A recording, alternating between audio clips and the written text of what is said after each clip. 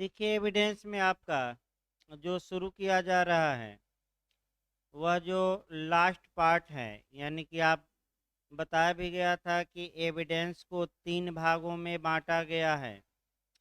आपका पहला भाग तथ्यों की सुसंगत से संबंधित है, आपका सेक्शन 1 से लेकर और आपका 55 तक। दूसरा भाग आपका कह सकते हैं सबूत के बारे में है, आपका सेक्शन 56 से लेकर और 100 तक। और एविडेंस का जो तीसरा पार्ट है या तीसरा भाग है आपका, वह सबूत का पेश किया जाना और उसका प्रभाव बताता है। यह जो सेक्शन है 101 से लेकर 167। तो शुरुआती दौर में तो शुरू से ही लोग आपका पहले पढ़ते हैं, लेकिन वर्तमान समय में जो कंसेप्चुअल क्वेश्चन आ रहे हैं आपका लास्ट पार्ट से ज़्यादा आ रहे हैं। यहाँ तक कि 162 से भी क्वेश्चन बना है, 165 से भी, यूपीएपीओ में 167 से भी बन चुका है। अतः ऐसी दशा में यह आवश्यक है कि पहले आपका लास्ट पार्ट ही पढ़ाया जाए और उसमें जो क्वेश्चन मेंस में बनते हैं उसको निकाला जाए और जो समस्याएं बनती हैं इधर से समस्या भी शुरू हो जाएगी। पहला जो आपका क्वेश्चन यूपीएपीओ, एचजेएस और तमाम जगहों पर बना है वह ये बना है कि सबूत के भार के बारे में, बर्डन ऑफ प्रूफ के बारे में, आप सिविल और क्रिमिनल मामलों में क्या डिफरेंस होता है, क्या अंतर होता है, उस अंतर को बताइए। अंतर जानने से पहले आपका दो चार बातें भाई जाननी पड़ेंगी, तब हम अंतर बताएंगे। डिफरेंस क्या होता है, ये मेंस में आजकल क्वेश्चन बन रहा है। यह आप चाहें कि किसी सेक्शन में समाहित हो जाए या किसी धारा में एक बार मिल जाए, ये संभव नहीं है। ये बेयर एक्ट में आपको नहीं मिलेगा, ये अलग से पढ़ा जाता है। फिर एक बार देखिए, सबूत का भार मतलब दायित्व हुआ, और सबूत यानी कि प्रमाण, यानी कि किसी बात को साबित करने का, यानी कि किसी तथ्य के बारे में, किसी घटना के बारे में न्यायालय में प्रमाण देने का दायित्व किस पार्टी पर होगा, किस पक्षकार पर होगा। इसके लिए एविडेंस का अध्याय 7 बना है और धारा 101 से लेकर 114 ए तक बना है। इसमें सबूत यानी कि कौन सा वह पक्षकार होगा जो न्यायालय में प्रमाण देगा, ये आपका कहाँ से कहाँ तक गवर्न होगा। एविडेंस की धारा 101 से लेकर आपका 114 ए तक। सबूत के भार के बारे में जो नियम दिया गया है वह 101 से लेकर 105 तक दिया गया है, और जो एक्सेप्शन या अपवाद दिए गए हैं वह 106 से लेकर आपका 114 ए तक, ये याद रखना है। अब सबूत का भार क्रिमिनल मामलों में पक्षकार पहले देख लिया जाए, सिविल मामलों में देख लिया जाए। ये सभी धाराएं आपका सिविल और क्रिमिनल दोनों में लागू होंगी, दो अपवादों को छोड़कर, यानी कि धारा 105 और धारा 111 ए। ये जो दो धाराएं हैं केवल और केवल आपराधिक मामलों में लागू होंगी। इसके अलावा 101 से लेकर 114 ए की जो भी धाराएं हैं वह दीवानी यानी कि सिविल और क्रिमिनल यानी कि दांडिक या फौजदारी या आपराधिक दोनों मामलों में समान रूप से लागू होंगी। पहले पार्टी जान लीजिए, आपराधिक मामलों में दो पक्षकार होते हैं, एक अभियोजन यानी कि प्रोसिक्यूशन जो मुकदमा चलाता है और जिस पर मुकदमा चलाया जाता है, एक्यूज या मुलजिम या अभियुक्त होता है। तो एक अभियोजन हो गया और दूसरा कौन हो गया आपराधिक मामलों में, एक्यूज यानी कि अभियुक्त। सिविल मामलों में दो पक्षकार होते हैं, एक प्लेंटिफ यानी कि वादी यानी कि जो पक्षकार मुकदमा दायर करता है और जिसके अगेंस्ट में दायर किया जाता है, जिसके विरोध में दायर किया जाता है, उसे डिफेंडेंट या प्रतिवादी कहते हैं या रिस्पांडेंट कहते हैं, यानी कि जिसे जवाब देना है। यानी कि दो पक्षकार हो गए, एक वादी जो मुकदमा दायर किया और जिसके खिलाफ मुकदमा दायर किया गया, वह क्या कहलाएगा, प्रतिवादी। अब किसी तथ्य को साबित करने का भार आपराधिक मामलों में क्या नियम है, सिविल मामलों में क्या नियम है, उन्हीं नियमों में डिफरेंस पूछा जाता है। और ये क्वेश्चन एचजेएस यूपीएपीओ कई जगह मेंस में आ चुका है और ये अच्छे से 7-8 अंतर जरूर याद करके जाइए। तो जहाँ तक आपराधिक और सिविल मामलों की बात है, सबूत का भार यानी कि न्यायालय में किसी घटना को प्रमाण के बारे में प्रमाण देने के दायित्व में अंतर होता है।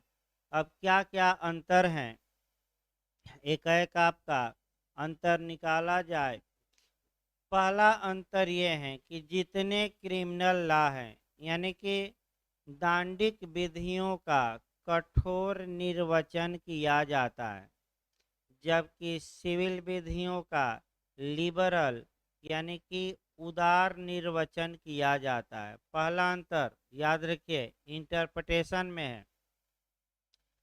आपराधिक मामलों में जो कानून होते हैं उनका स्ट्रिक्ट इंटरप्रिटेशन किया जाता है, कठोर व्याख्या या निर्वचन किया जाता है, अर्थात न्यायालय शब्दों से बाहर जाने का हक नहीं रखता।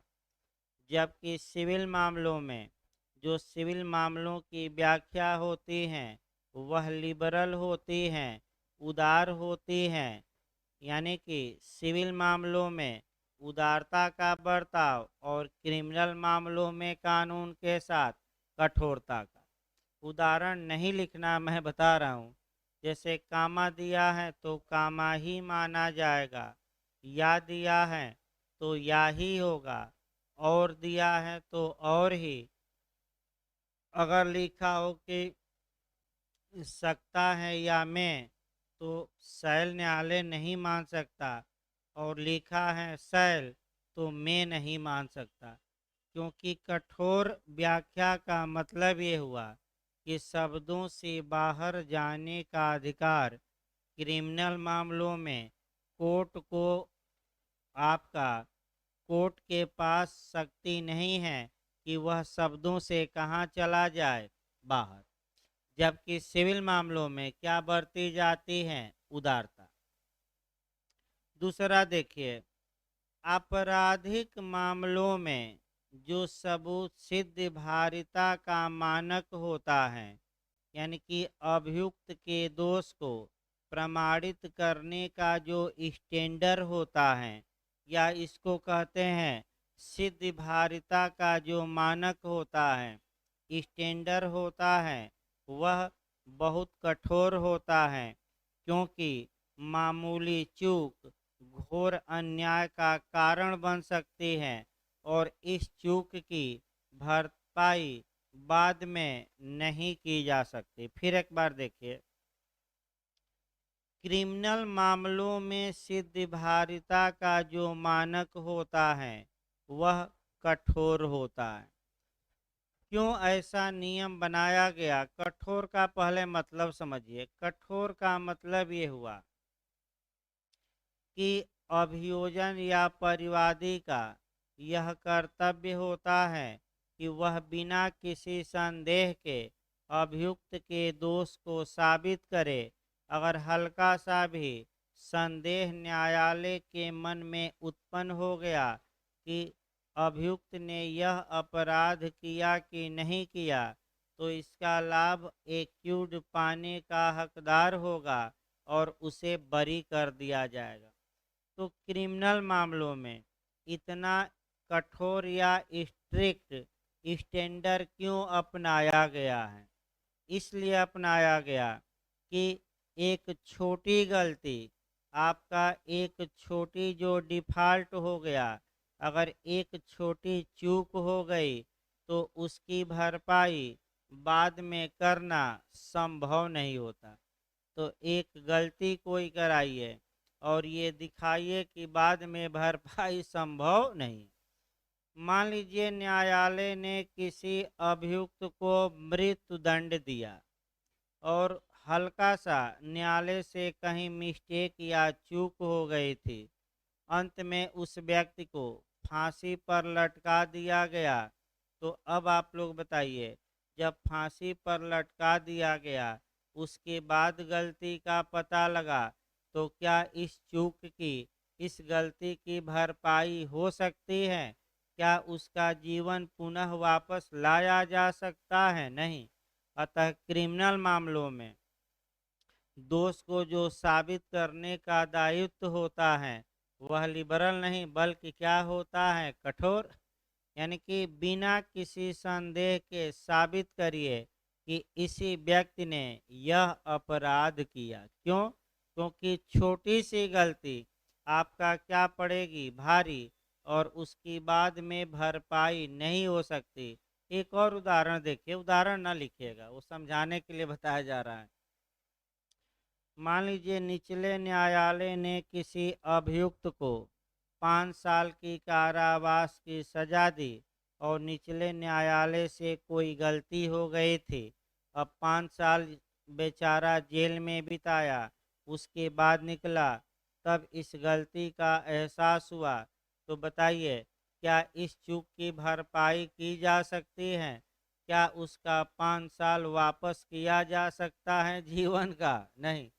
अतः आपराधिक मामलों में, क्रिमिनल मामलों में जो स्टैंडर्ड है प्रूफ करने का, वह स्ट्रिक्ट होता है, यानी कि कठोर होता है।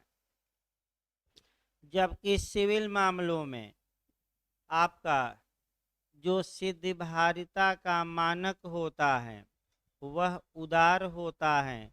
इसलिए उदार रखा गया है कि अगर सिविल मामलों में कोई चूक या डिफ़ॉल्ट या गलती भी हो गई न्यायालय से, तो उस गलती की भरपाई मुआवजा देकर कराई जा सकती है, क्योंकि जेल तो भेजा नहीं गया इत्यादि। यानी कि सिविल मामलों में सिद्धिभारिता का मानक उदार होता है। उदार इसलिए रखा गया है कि अगर कोई डिफ़ॉल्ट या गलती या चूक भी हो जाती है तो उसकी भरपाई बाद में की जा सकती है, क्या देकर? मुआवजा।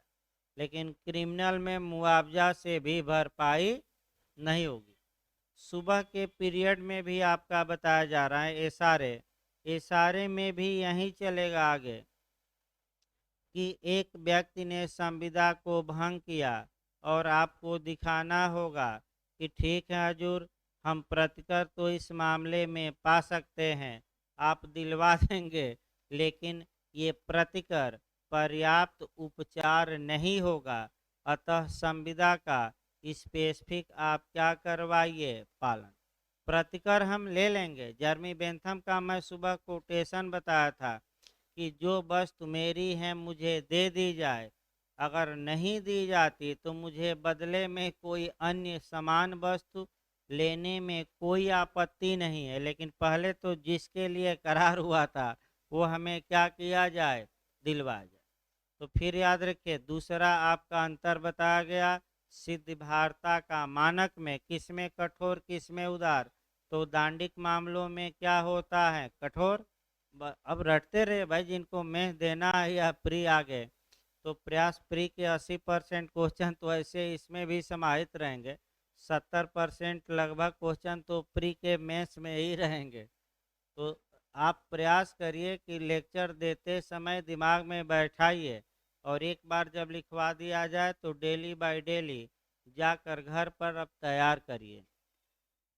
तीसरा देखिए, आपका तीसरा जो आपका है, आपका सिद्धांत आईपीसी में हमने पहला ही बताया था, प्रिजम्पशन ऑफ इनोसेंस का। तीसरा अंतर इस पर आएंगे। आपराधिक मामलों में अभियुक्त के फेवर में, एक्यूज के फेवर में सदैव निर्दोषिता की या इनोसेंस की उपधारणा की जाती है। अर्थात जब अभियुक्त न्यायालय में हाजिर होता है या लाया जाता है तो न्यायालय यह मानकर चलता है कि अभियुक्त ने अपराध नहीं किया, अभियुक्त निर्दोष है, इनोसेंस है। अभियोजन या परिवादी का यह कर्तव्य होता है कि वह बिना किसी संदेह के, यानी कि बिना किसी डाउट के अभियुक्त के दोष को साबित करे, प्रूफ करे। जबकि से हाँ, प्रूफ करे। ये किसका दायित्व होता है? आपका, कह सकते हैं कि प्रोसिक्यूशन का, अभियोजन का। यह सिद्धांत इस सुक्ति पर आधारित है कि भले ही 1000 अपराधी छूट जाएं, लेकिन किसी इनोसेंस या निर्दोष को सजा न हो पाए। लेकिन विगत कुछ वर्षों में, पिछले कुछ वर्षों में यह जो इनोसेंस का अनुमान है, ये शिथिलीकरण की अवस्था में है, और कुछ दशाओं में ये मानकर चला जाता है कि अभियुक्त ने ही अभिकथित अपराध किया होगा। तो बताया भी गया था कल आपका, ज़्यादातर मामले किसके प्रति अपराधों से संबंधित हैं? महिलाओं। ज़्यादातर मामले इसमें कौन आते हैं? महिलाओं।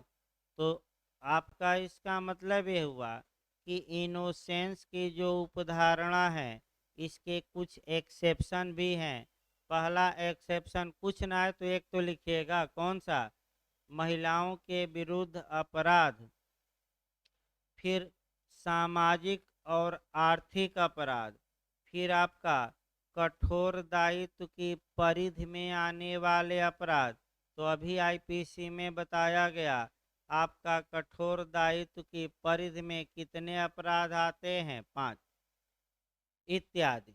लेकिन 2 जरूर लिखिएगा, महिलाओं के विरुद्ध अपराध और ऐसे अपराध जो देश की किसको, दशा को प्रभावित करते हैं, सोशल और इकोनॉमिकल।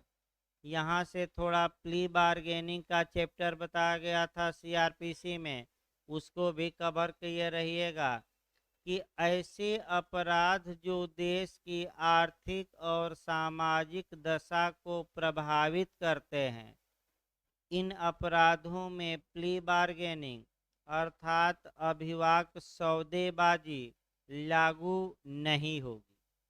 ये बताया गया था, थोड़ा सतर्क रहना यूपी में। आगे देखिए, अब सिविल मामलों में आ जाइए।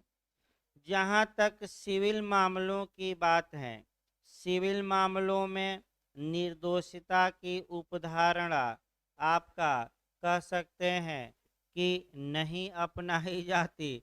सिविल मामलों में ये सिविल मामलों में आपका प्रिजम्पशन ऑफ इनोसेंस की उपधारणा का कोई मतलब नहीं है।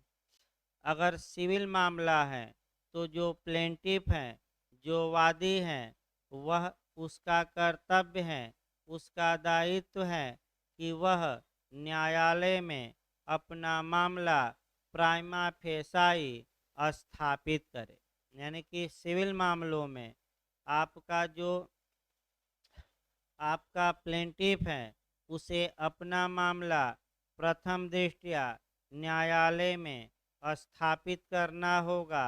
न्यायालय ये नहीं मानकर चलता है कि वादी दोषी है कि प्रतिवादी कि कौन दोषी है, ऐसा कोई अनुमान सिविल मामलों में लागू नहीं होता।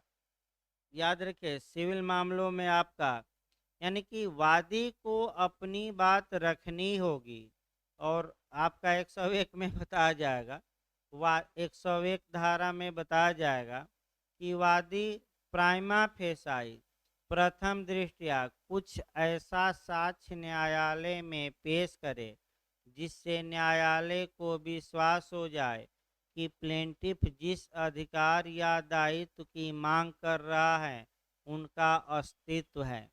तब न्यायालय प्रतिवादी के खिलाफ प्रतिवादी को तलब करता है, बुलाता है और उसकी सुनता है। लेकिन पहले किसका कर्तव्य है कि न्यायालय को प्राइमा फेसाई संतुष्ट करे?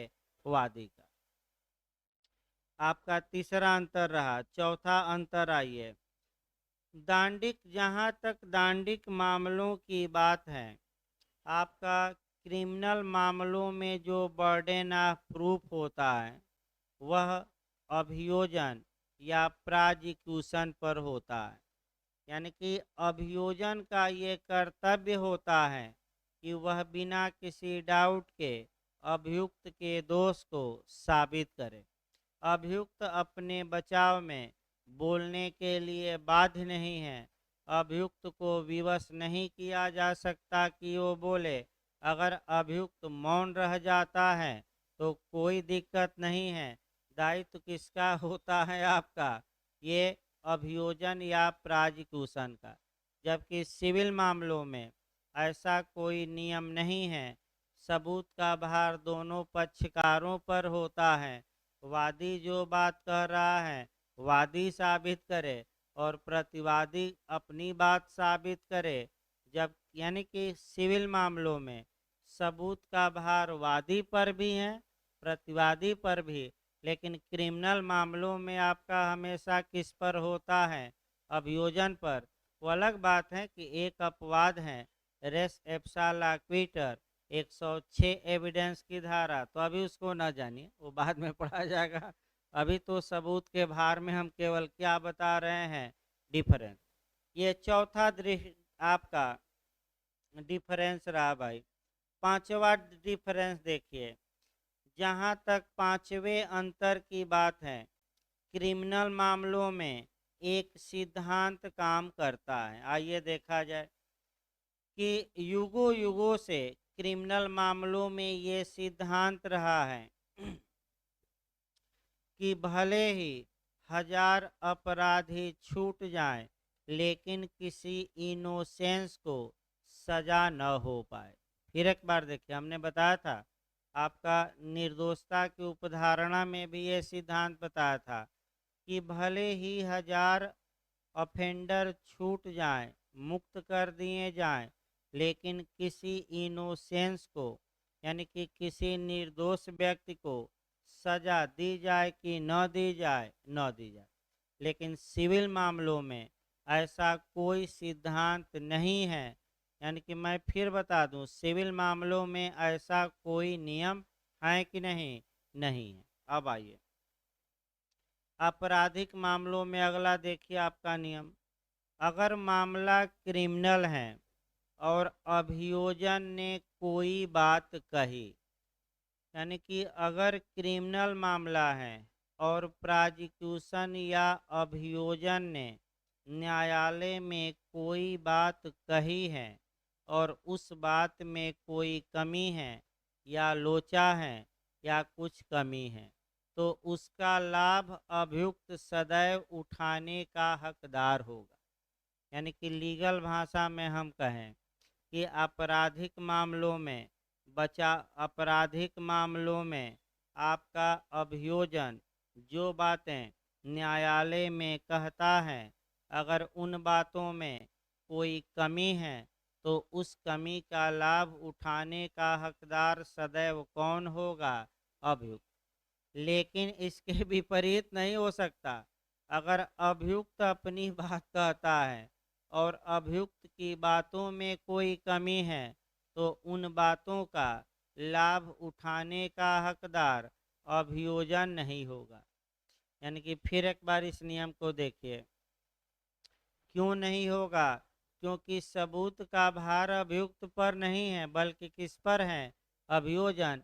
वह अभियुक्त की बातों का सहारा नहीं ले सकता, वह अपनी बातों का सहारा ले।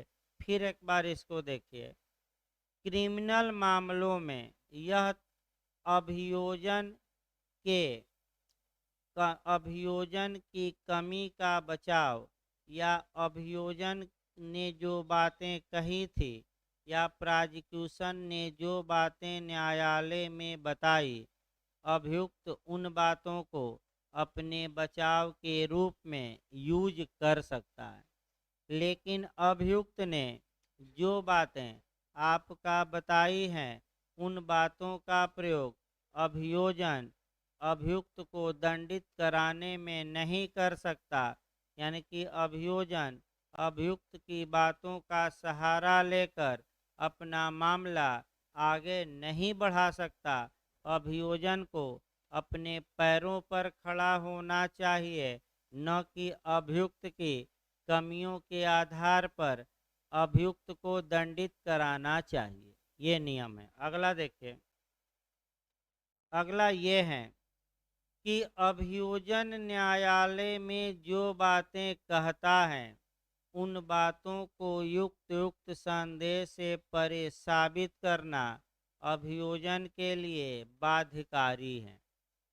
लेकिन अभियुक्त जो बातें न्यायालय में कहता है, अभियुक्त बाध्य नहीं है कि उन बातों को वह कोर्ट में साबित करे।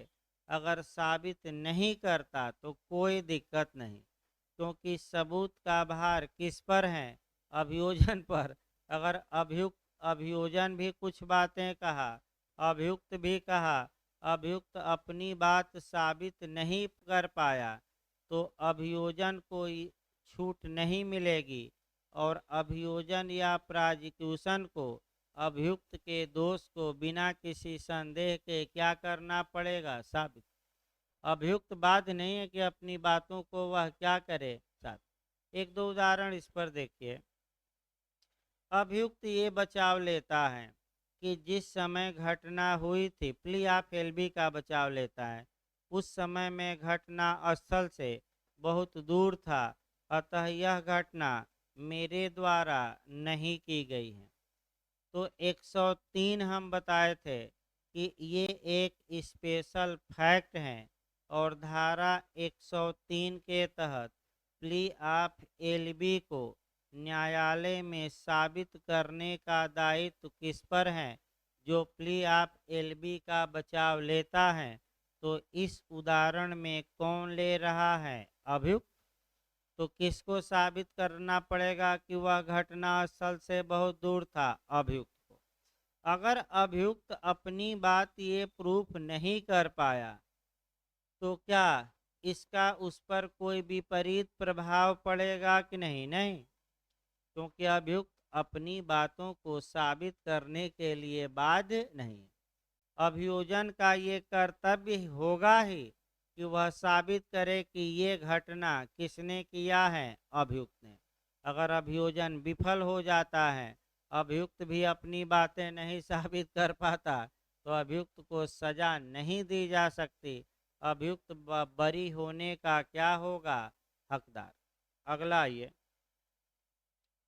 अगला जो आपका कह सकते हैं संदेह का लाभ, तो हमेशा याद रखिए, बेनिफिट ऑफ डाउट सभी लोग जानते हैं। आपराधिक मामलों में संदेह का लाभ सदैव किसको दिया जाता है? अभियुक्त को। जबकि सिविल मामलों में दोनों पा सकते हैं, वादी भी और कौन? प्रतिवादी। लेकिन क्रिमिनल मामलों में जैसे ही हल्का सा संदेह हो गया, तो अभियुक्त बरी करने योग्य हैं, सजा नहीं दी जा सकती। और अंतिम और नौवा, आपका नौवा जो अंतर है, अगर क्रिमिनल मामलों में दोनों तरफ से एविडेंस आ गया, यानी कि अभियोजन ने भी साक्ष्य दे दिया, अभियुक्त भी अपने बचाव में तर्कों को पेश किया, और अंत में न्यायालय के मन में एक संदेह उत्पन्न हो गया कि क्या अभियुक्त ने अपराध ये किया कि नहीं किया, तो उस संदेह का लाभ पाने का हकदार कौन होगा? तो अभियुक्त होगा और उसे क्या किया जाएगा? बरी किया जाएगा, छोड़ दिया जाएगा। लेकिन सिविल मामलों में ऐसा कोई नियम नहीं है। यानी कि आप देख रहे हैं कि आप इतना पढ़ने के बाद एक ही लाइन में निकला कि क्रिमिनल मामलों में नियम अलग हैं, कठोर नियम चलते हैं, और सिविल मामलों में कैसे नियम आपका चलाया गया, उदार। अब ये ना कहेगा कि बेयर एक्ट में कहाँ है, जब बेयर एक्ट में ही मिल जाता तो किताब की क्या आवश्यकता रहती। इसको लिखिए भाई, जो भी क्वेश्चन पढ़ाया जाए तत्काल तत्काल तत्काल प्रयास किया जाए, ताकि एक एक क्वेश्चन होता रहे। सोमवार से ही स्पीड थोड़ा बढ़ेगी और धीरे धीरे आपका भाई अभी इंजन रावा में है, कहा जाता है ना कि रावा में इंजन है, कई दिनों बाद इंजन चल रहा है, तो थोड़ा बहुत समस्या है। जब स्पीड पकड़ लेगा इंजन, तब आप खुद कहेंगे कि थोड़ा स्लो चलाइए सर।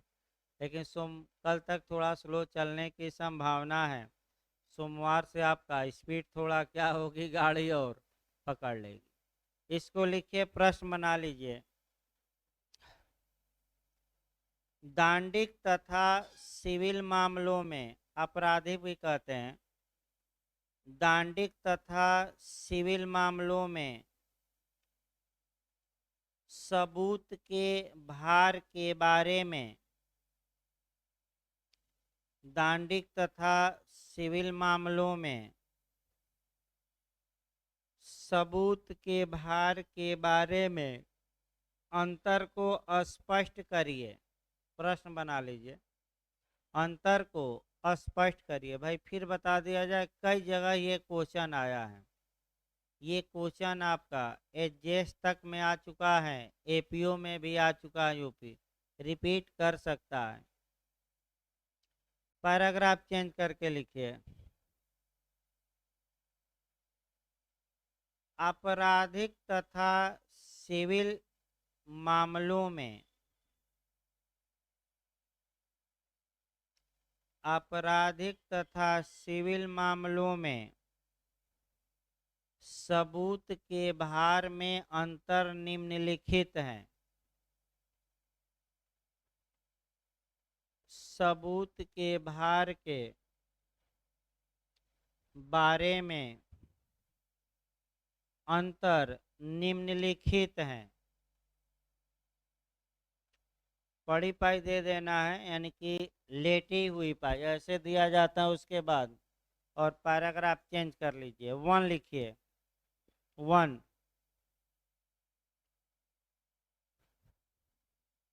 आपराधिक विधियों का, पहला अंतर लिखिएगा, आपराधिक विधियों का कठोर निर्वचन किया जाता है।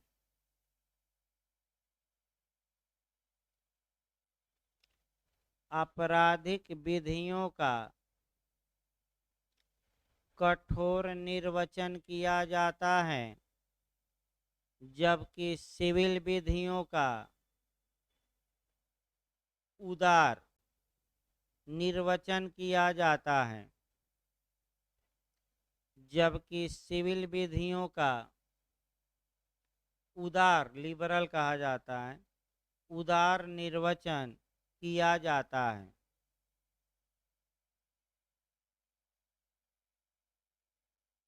ये पहला अंतर हुआ। दूसरा लिखिए, खड़ी पाई देकर दूसरा लिखिए। दांडिक विधियों में, दांडिक को ही आपराधिक भी कहते हैं, दांडिक विधियों में सिद्धि भारिता का मानक,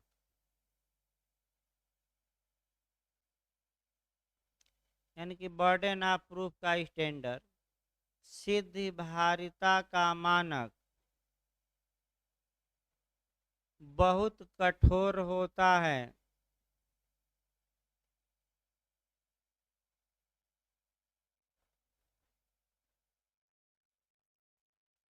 कामा देकर लिखिएगा, क्योंकि मामूली चूक क्योंकि मामूली चूक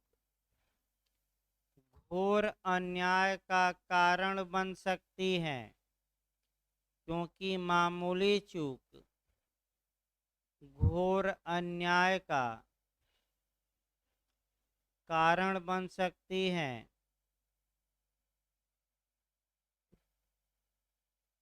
तथा इसकी भरपाई बाद में नहीं की जा सकती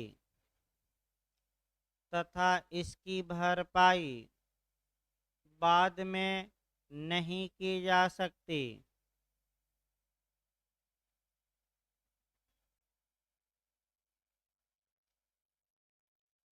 खड़ी पैर दे दीजिए या कामा। जबकि सिविल मामलों में सिद्धिभारता का मानक उदार होता है। जबकि सिविल मामलों में सिद्धिभारिता का मानक जबकि सिविल मामलों में सिद्धिभारिता का मानक उदार होता है।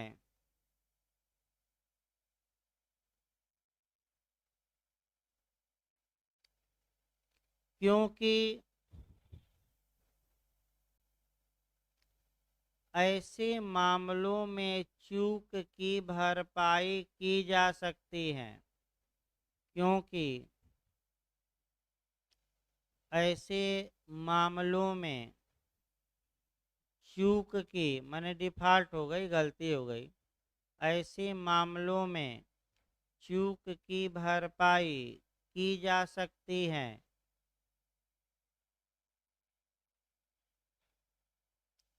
तीसरा अंतर लिखिए। दांडिक मामलों में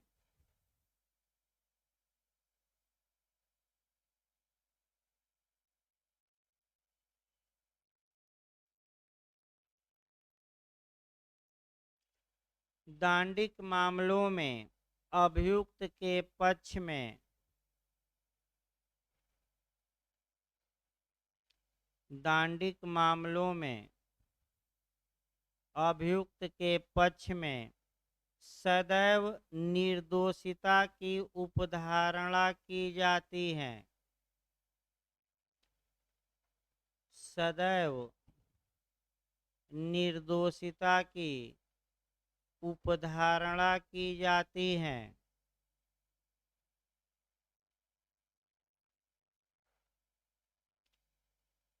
अभियोजक या परिवादी का अभियोजक या परिवादी का परिवादी को लिखेगा। अभियोजक या परिवादी को यह साबित करना पड़ता है कि अभियोजक या परिवादी को यह साबित करना पड़ता है कि इसमें कोई युक्त संदेह नहीं है कि इसमें कोई युक्त रीजनेबल कहा जाता है। इसमें कोई युक्त संदेह नहीं है कि अभियुक्त ने ही अभिकथित अपराध किया है। अभियुक्त ने ही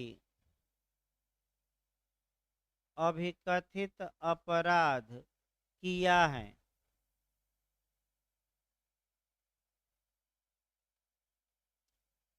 इसी लाइन में लिखिएगा। लेकिन विगत कुछ वर्षों से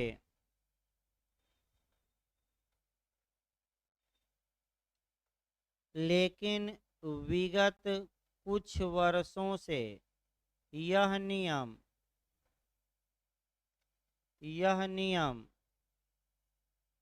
शिथिलीकरण की अवस्था में है। शिथिलीकरण की अवस्था में है। यानी कमजोर किया गया है, शिथिलीकरण की अवस्था में है। अतः अपवाद स्वरूप कुछ मामलों में अतः अपवाद स्वरूप कुछ मामलों में अभियुक्त से यह अपेक्षा की जाती है कि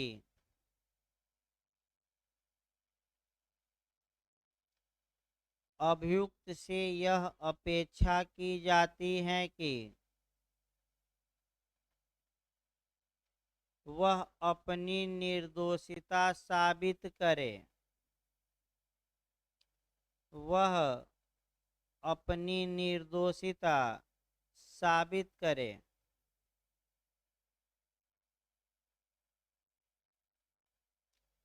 जैसे जैसे में लिखिए महिलाओं के विरुद्ध अपराध,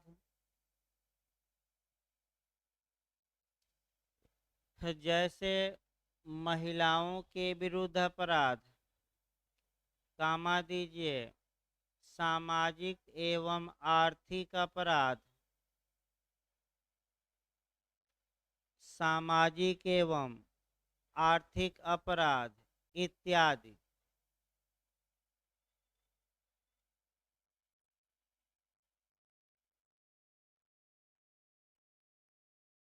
पैराग्राफ चेंज करके लिखिएगा, अभी क्रम आगे ना बढ़ाएगा, ये क्रिमिनल मामलों का नियम है, यही नियम सिविल मामलों में लिखवाना है। लिखिए पैराग्राफ चेंज करके, जबकि सिविल मामलों में, पैराग्राफ चेंज करके लिखिएगा, जबकि सिविल मामलों में वादी से यह अपेक्षित नहीं है कि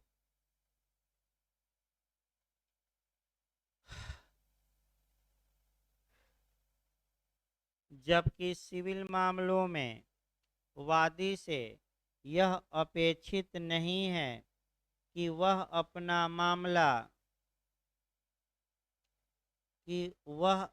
मामला युक्ति युक्त संदेह से परे साबित करे।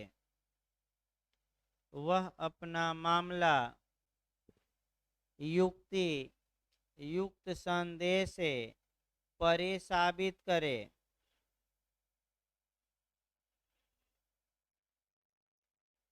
उसके द्वारा अपना मामला उसके द्वारा अपना मामला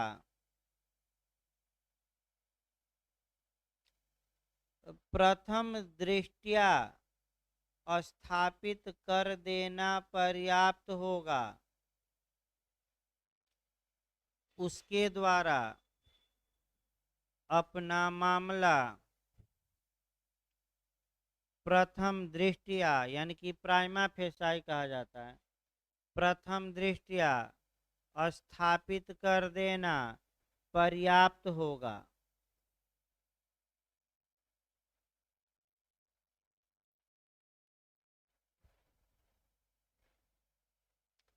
चौथा अंतर लिखिए,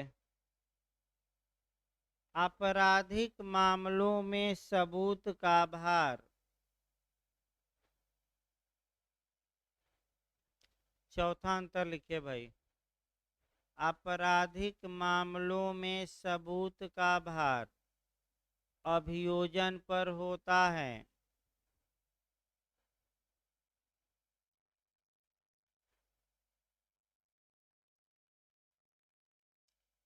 जबकि सिविल मामलों में सबूत का भार वादी एवं प्रतिवादी दोनों पर होता है। जबकि सिविल मामलों में सबूत का भार वादी एवं प्रतिवादी दोनों पर होता है। अगला लिखिए पांचवा अंतर। पांचवा अंतर लिखिए भाई,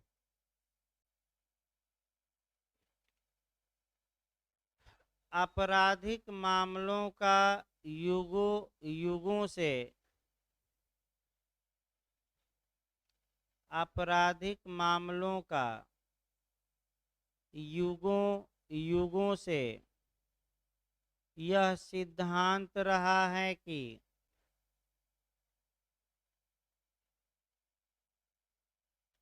आपराधिक मामलों में युगों से यह सिद्धांत रहा है कि भले ही 1000 अपराधी छूट जाएं,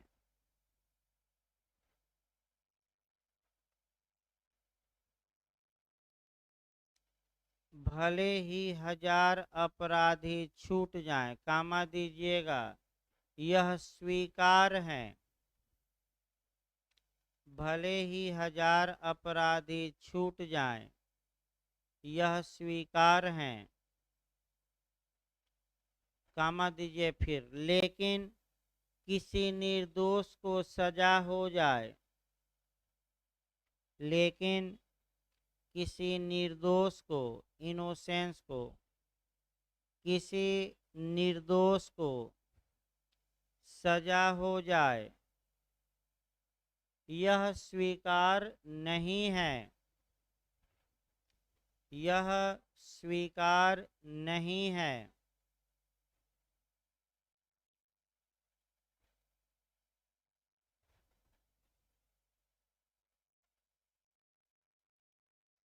छठवां अंतर लिखिए।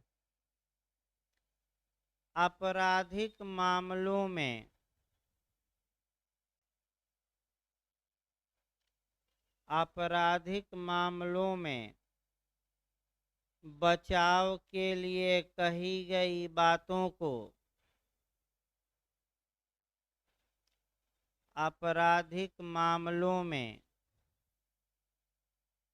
बचाव के लिए कही गई बातों को साबित करने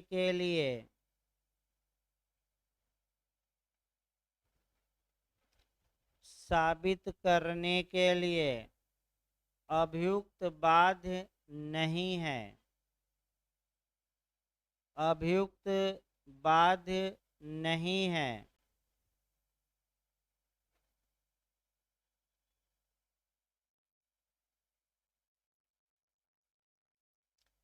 जबकि सिविल मामलों में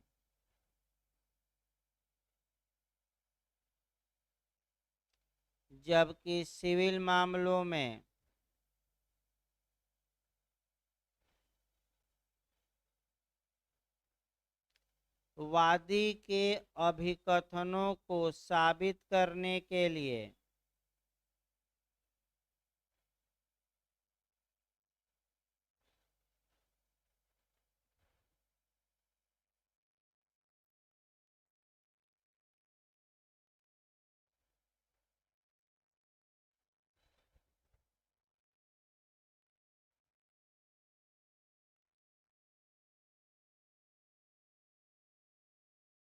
एक सेकंड भाई, फिर से एक बार वाक्य बोलिए तो।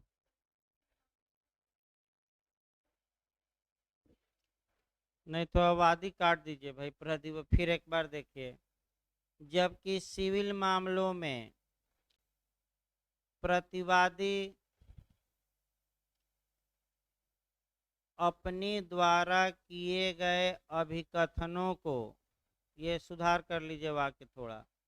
जबकि सिविल मामलों में प्रतिवादी अपने द्वारा किए गए अभिकथनों को साबित करने के लिए बाध्य होता है।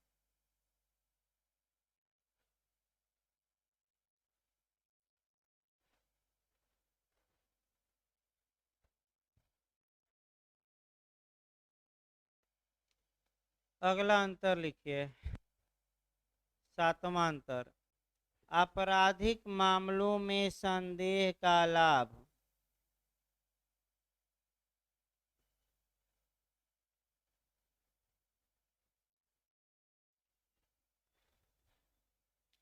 आपराधिक मामलों में संदेह का लाभ सदैव अभियुक्त को प्राप्त होता है।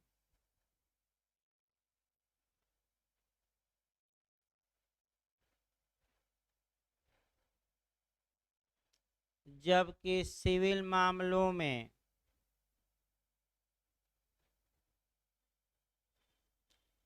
इसका लाभ वादी एवं प्रतिवादी दोनों उठा सकते हैं। जबकि सिविल मामलों में इसका लाभ वादी एवं प्रतिवादी दोनों उठा सकते हैं। अगला लिखिए आपका, आपराधिक मामलों में, अगला अंतर 8वां चल रहा है ना, 8वां लिखिए। आपराधिक मामलों में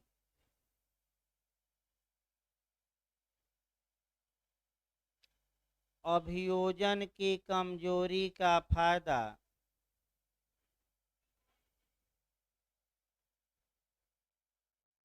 आपराधिक मामलों में अभियोजन की कमजोरी का फायदा अभियुक्त हमेशा उठा सकेगा। अभियुक्त हमेशा उठा सकेगा।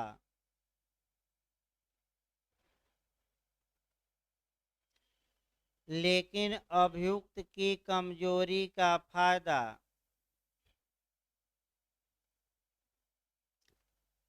लेकिन अभियुक्त की कमजोरी का फायदा अभियोजन नहीं उठा सकता।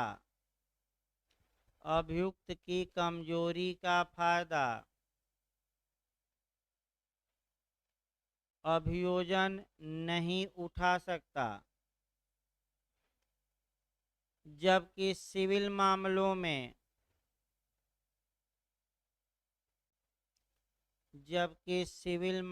में वादी की कमजोरी का फायदा प्रतिवादी वादी की कमजोरी का फायदा प्रतिवादी तथा प्रतिवादी की कमजोरी का फायदा तथा प्रतिवादी की कमजोरी का फायदा वादी उठा सकता है।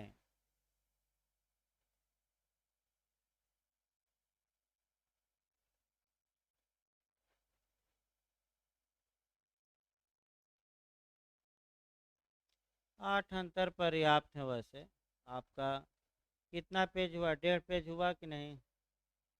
हाँ, 1.5 से 2 पेज में टिप्पणी भाई आपका समाहित हो जानी चाहिए। कल आपका एविडेंस में वही सबूत के भार के बारे में पूछा जाता है, तो 101 से लेकर 105 तक। इसके बाद 105 से अलग भी टिप्पणी में बनता है क्वेश्चन आपका, तो 101 से लेक्चर भी दिया जाएगा, उसके बाद लिखवाया जाएगा आपका। तो कल क्लास चलेगा भाई, अगला क्लास आपका।